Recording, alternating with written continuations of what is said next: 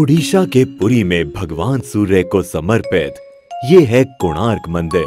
कोणार्क शब्द कोण और अर्क शब्दों से मिलकर बना है। कोण यानी कोना या किनारा और अर्क का अर्थ है सूर्य। इसका मतलब हुआ सूर्य का किनारा।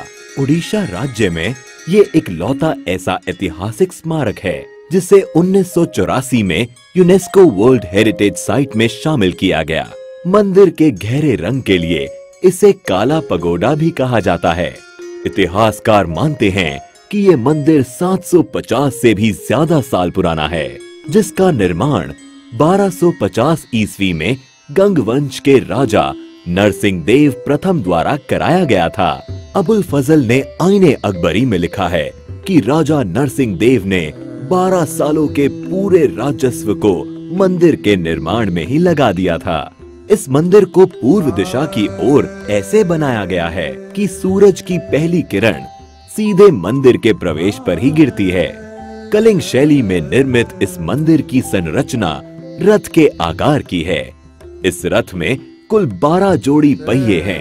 एक पहिए का डायामीटर लगभग 3 मीटर का है। ये पहिए मंदिर के मुख्य आकर्षण का केंद्र हैं, क्योंकि ये पहिए घड़ी की तरह समय बताने का काम करते हैं।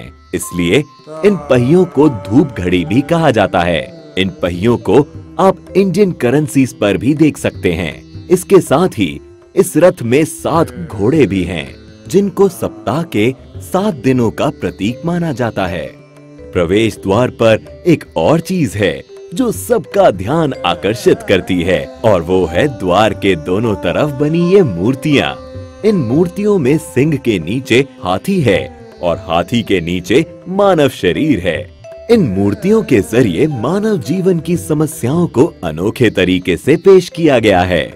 यहाँ सिंह गर्व का प्रतीक है, जबकि हाथी संपत्ति का।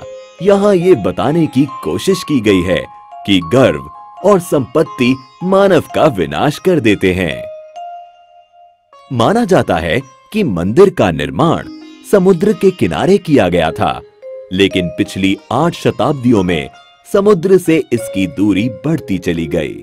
कहा जाता है इसके लगभग 2 किलोमीटर उत्तर में चंद्रभागा नाम की नदी भी बहा करती थी, जो अब विलुप्त हो गई है।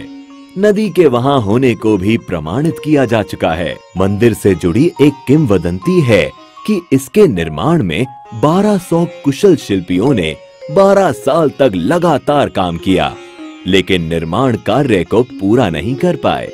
मुख्य आर्किटेक्ट बिसु मोहराना के बेटे धर्मपदा ने मंदिर के निर्माण को पूरा किया, लेकिन मंदिर के पूरा होने पर उसने चंद्रभागा नदी में कूदकर जान दे दी। कोणार्क मंदिर के बारे में एक रोचक तथ्य है कि मंदिर के पत्थरों को आपस में जोड़ने के लिए लोहे की चादरों और चुंबकों का इस्तेमाल किया गया था। साथ ही मुख्य मंदिर की चोटी में 52 टन चुंबकीय लोहे को भी लगाया गया था। इन विविध चुंबकों के अनोखे समायोजन के कारण से ही मंदिर में भगवान सूर्य की मूर्ति हवा में झूलती थी।